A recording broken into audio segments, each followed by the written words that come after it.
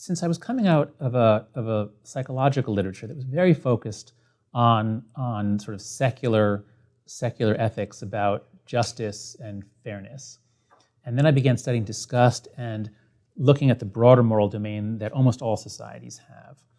That then also led me to think about, well, okay, if disgust is a reaction to things that seem to be degrading, so an interesting element of disgust is this notion of degradation. There are always these vertical metaphors in which disgust brings us down, and disgust. So some religious practice in Judaism and Islam and Hinduism is about preparing your body to approach God and purification. Right. And so that led me to think, well, if there's an emotion which is about seeing our lower, baser animal biological nature, is there an opposite emotion? Is there an emotion that we feel when we see some manifestation of a higher, nobler nature?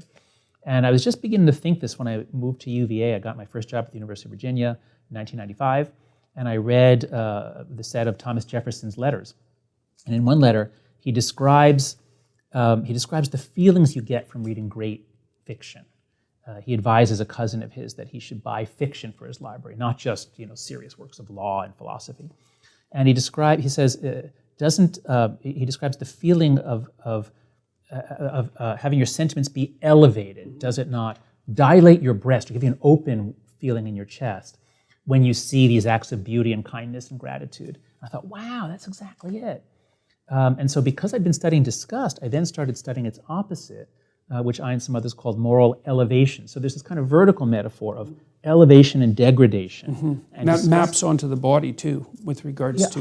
That's right, high-low, clean-dirty. It's a beautiful pairing. And so having this language of elevation and disgust just really has helped me see a lot of things. I can just see a lot of things happening.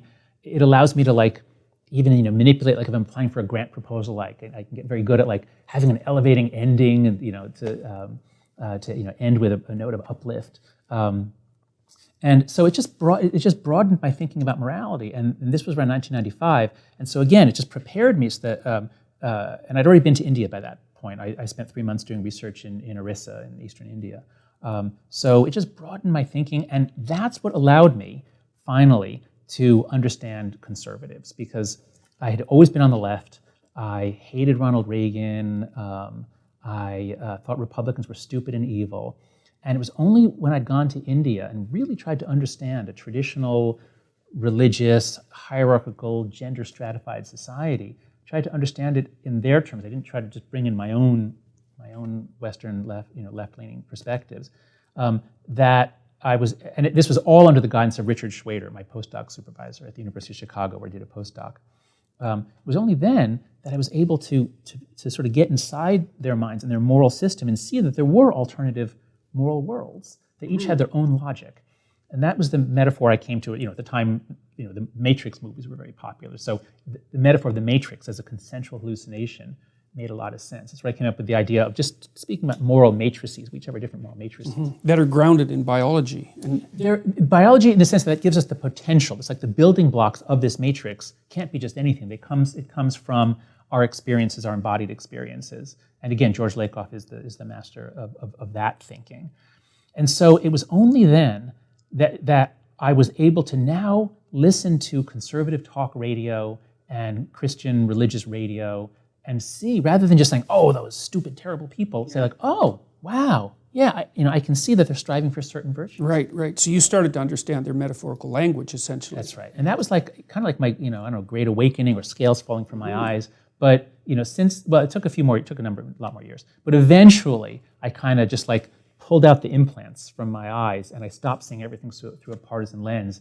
And I'm not on any side now. I'm just trying to understand what the hell is going on. Well, it's really useful. It's really useful to understand that there are actual reasons why people see the world differently, and that you can't just easily say that one is right and the other is wrong, because the liberals are correct when it comes to borders, that if you thicken them too much and diminish the information flow, you risk making the society so static that any radical environmental transformation will sink it. It's the case. But the conservatives are right in that you pay a big price with regards to newcomers and new information, with regards to risk to exposure to contamination period, but also to contaminating ideas. And so then I've always thought, the environment itself moves back and forth like a snake in some sense. And what we're trying to do is stay on the center of its back.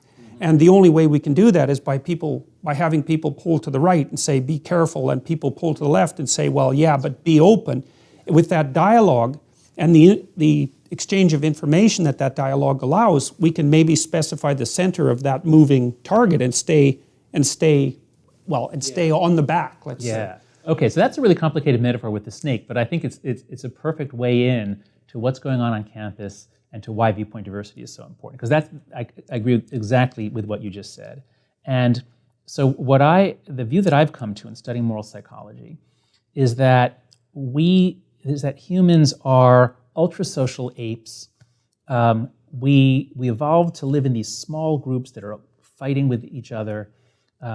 We evolved to have these low-level animistic religions. That's our steady state. That's the way we were for at least 100,000 years, or much more, probably closer to 1 million in some form. So that's sort of our design. That's what we were designed for, in a sense. And in that sense, as individuals, we're really kind of stupid, tribal creatures designed to do post hoc reasoning.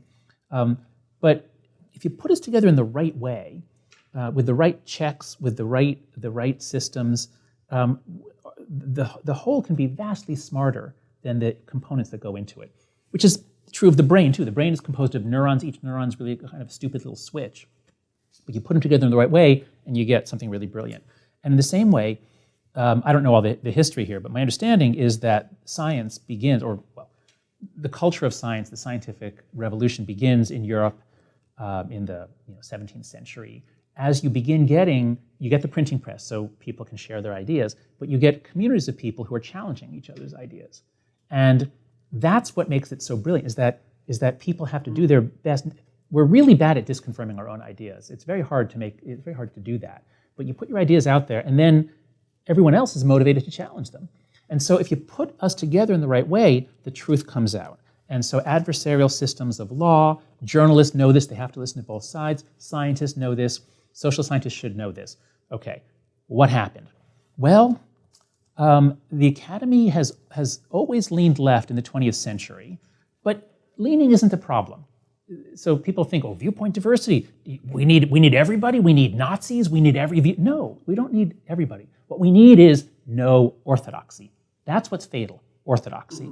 So if you have a field like sociology or social psychology, in which it's 2 or 3 to 1 left to right, that's totally fine with me. That's totally fine. Because if someone makes some claim that's just like ideologically blind, someone will say, common sense, other evidence that you've missed, and then the system works. But what I learned when I started down this road in 2011, I gave a talk at the big conference of social psychologists. I gave a talk about this problem that we're losing our diversity, that I could only find one conservative in the entire field. And I gave a talk on this. So what I've learned since then is that the ratio in psychology was between 2 to 1 and 4 to 1, left-right, all the way up to the early 90s. We've gathered together all the studies we could find. So all the way up to the early 90s, it's only 3 or 4 to 1, left to right, which would be okay. But then between 1995 or 4 and 2010, it goes to 14 to 1. Do you have any idea why? Yes. And why that time? Yes. So you get the same story whether you look at Republican-Democrat ratios or liberal-conservative. They tell the same story. So the big things going on there are, one is that the greatest generation, which had a lot of Republicans, so a lot of men go off to World War II, they're on the GI Bill, they enter the academy in the 1950s. A lot of them are conservative or Republican. So you have a lot of them. But in the 60s and 70s, one of the main reasons to go to grad school in the social sciences is either A, to stay in school to escape the Vietnam War draft, or B, to fight for social justice and against racism.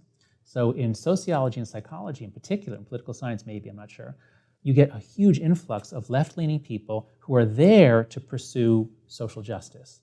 So the motives are fine, and if it was balanced, it would be totally fine. But as you get these young junior people on the left come in the 70s and 80s, and then you get the older people that are more politically balanced retiring in the 80s and 90s, by the time you get to the late 90s, it's all baby boomers. And so and do you get a positive feedback loop developing in there? Like you said, if Yes. it's like 3-to-1, it's okay. But maybe when it hits 4-to-1, it goes to like 20-to-1. Then exactly. Then you start getting hostile climate. So I wrote a review paper on this with Joe Duarte and Phil Tetlock and Lee Jussim, Jarrett Crawford, and we reviewed everything that we could find, and we concluded that most of what's going on is self-selection. That is, people on the left are more open to experience. They're always going to gravitate. So you've got self-selection. But then there's really good evidence that there's also hostile climate. I mean, it's undeniable now that if you are not on the left in a grad program, there's just constant little subtle or not so subtle reminders that you don't belong. And look, in the academy, we're all about saying, hey, if there are subtle hints here and there, you can't succeed, right? I mean, that's what we do for a living, is we say that little things will stop people. Well, little things are put in the way of anyone who doesn't fit politically. And so you do get hostile climate. You do get overt discrimination. There's evidence of that. And then there is also, it is part of the story here, that what it means to be a conservative in the 90s and especially 2000s has changed. So it is true that, that the conservatives were not in any way anti-science until much more recent times. Now, actually, both sides are anti-science about different sciences, but in America, the right wing, the Republican Party, it's controversial, but I do believe that the polarization starts with the right moving further out. So what it means to be conservative. To be anti-evolutionary, which is actually what's happening on the left now too. Exactly. That's yeah. Right. So that's right. well, postmodern left. I talked to Brett Weinstein the other day, and he one of his claims is that evolutionary biology has something in it to offend everyone. So it's a science that's very likely to be targeted by extremists. You also brought up something that actually touches on the difficult problem of how it is that you might define someone who's ideologically possessed, let's say, or ideologically rigid. Because the idea was that you can make a valid case for the utility of free information flow and the free flow of people that would go along with that, and you can make a good case for the danger of that. And so the idea might be that if you're only making a case for the danger of that, then you're tilted too far to the right. And if you're only making a case for the utility of that, then you're tilted too far to the left. Exactly. That's right. And so we can look at immigration as a nice example. There's a recent essay in The Atlantic, I think it was, by Peter Beinart, where he starts with a lot of quotes that are pretty nuanced positions about immigration from Barack Obama, Paul Krugman, a bunch of other people on the left, who used to be able to say, on the one hand, compassion, economic. On the other hand, we have to have a legal process, and there's a threat to low-wage workers. So people on the left used to be able to talk about immigration and talk about the pros and cons, the pluses and minuses. But Beinart shows how in the last 4 or 5 years, you can't. If you so much as suggest that, well, maybe immigration is on net good, but it might have some deleterious effects on certain classes of low-wage American workers, you could get in big trouble. Right, because that's instantly prejudicial now. Because immigration has become a sacred topic. So this is the key thing that I want everyone to keep in mind. We are fundamentally religious creatures. We're built for religion. And it's a great achievement to create a scientific establishment and an academic establishment that keeps that way of thinking out. Scientific thinking is not natural thinking. Religious thinking is natural thinking. Right. And what's happening to us in the last few years especially is a flooding in of religious thinking. And so let's get a bunch of social scientists to talk about immigration. What are they going to do? Look at the data? Weigh up the pluses and minuses? No. Many of them feel they're on a team, and that team is fighting the right. The right is anti-immigrant. It includes racist elements. Therefore, that justifies us in being pro-immigration. And social sciences there's always ambiguity. There's always conflicting studies. Mm-hmm. Yeah, and there's multiple causal factors as well, always in a social science study. That's right. So Beinart's point was that the left used to be able to think straight about immigration. Clearly it had it was generally pro-immigration, but it used to be able to think straight. But in the last few years, a religious orthodox mindset has overtaken it. Okay, so we might as well also point out that it's a primordial religious mindset. Right, because there are. Yeah, I don't mean Christian or Jewish. I mean ancient, tribal, small scale, lots of gods. Right.